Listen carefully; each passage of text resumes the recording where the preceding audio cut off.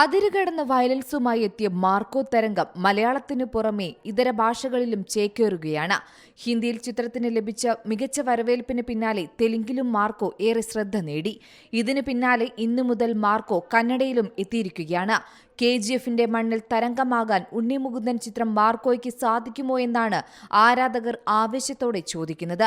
തെലുങ്കിൽ ഒരു മലയാള സിനിമയ്ക്ക് ലഭിക്കുന്ന ഏറ്റവും വലിയ കളക്ഷൻ സ്വന്തമാക്കിയ മാർക്കോയ്ക്ക് 2 കോടി ഗ്രോസ് കളക്ഷനാണ് ഇവിടെ നിന്നും ആദ്യ ദിനം നേടാൻ സാധിച്ചത്. ജനുവരി 1-ന് 300 തിയേറ്ററുകളിലാണ് തെലുങ്ക് പതിപ്പ് റിലീസ് ചെയ്തത്. കന്നഡയിലും ഇത്തരത്തിലൊരു സമാനമായ വരവേൽപ്പ് തന്നെയാണ് മാർക്കോയ്ക്ക് ലഭിച്ചിരിക്കുന്നത്. ഇതിനകം 115 കോടി ആഗോള കളക്ഷൻ നേടിക്കഴിഞ്ഞ ചിത്രം കേരളത്തിൽ മികച്ച പ്രദർശനം തുടരുകയാണ്. 5 ഭാഷകളിലാണ് ചിത്രം എത്തിയത്.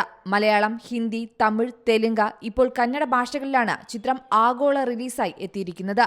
ഡിസംബർ 20-നായിരുന്നു മാർക്കോയുടെ റിലീസ്. മലയാളത്തിൽ ഇറങ്ങിയിട്ടുള്ള ഏറ്റവും വലിയ വയലന്റ് ചിത്രമായ മാർക്കോയ്ക്ക് ബോളിവുഡ് ചിത്രങ്ങളായ അനിമൽ, കിൽ തുടങ്ങിയ ചിത്രങ്ങൾക്ക് സമാനമായി A സർട്ടിഫിക്കറ്റാണ് സെൻസർ ബോർഡ് നൽകിയത്.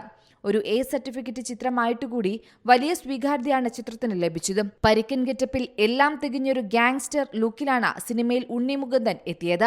ഉണ്ണി മുകുന്ദന്റെയും ജഗദീഷിന്റെയും അസാധ്യമായ അഭിനയ മുഹൂർത്തങ്ങളാണ് ചിത്രത്തിൽ ഉടനീളം കാണാൻ സാധിക്കുന്നത്. അസാധാരണമായ വയലൻസ് രംഗങ്ങളും ഹെവി മാസ് ആക്ഷനുമാണ് ചിത്രത്തിലുള്ളത്. കരിയറിൽ 100 കോടികൾ ചേർത്ത് വെച്ച ചരിത്രം തിരുത്തിക്കുറിക്കുകയാണ് ഉണ്ണി മുകുന്ദൻ. മാളികപ്പുറത്തിന് പിന്നാലെ മാർക്കോ നേടിയെടുത്തത് പാൻ ഇന്ത്യൻ തലത്തിലെ ബോക്സ് ഓഫീസ് കിലുക്കം തന്നെയാണ്. മാർക്കോയിലെ കുട്ടികൾ ഉൾപ്പെട്ട ആക്ഷൻ വയലൻസ് രംഗങ്ങൾ ദേശീയ തലത്തിൽ തന്നെ ചർച്ചാ വിഷയമായിരുന്നു.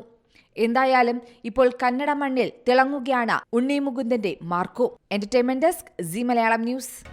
പുതിയ വാർത്തകളും വിശേഷങ്ങളും ഇനി വിരൽ തുമ്പിൽ. എല്ലാ ഡിജിറ്റൽ പ്ലാറ്റ്ഫോമുകളിലും ഇപ്പോൾ സി മലയാളം ന്യൂസ് ലഭ്യം.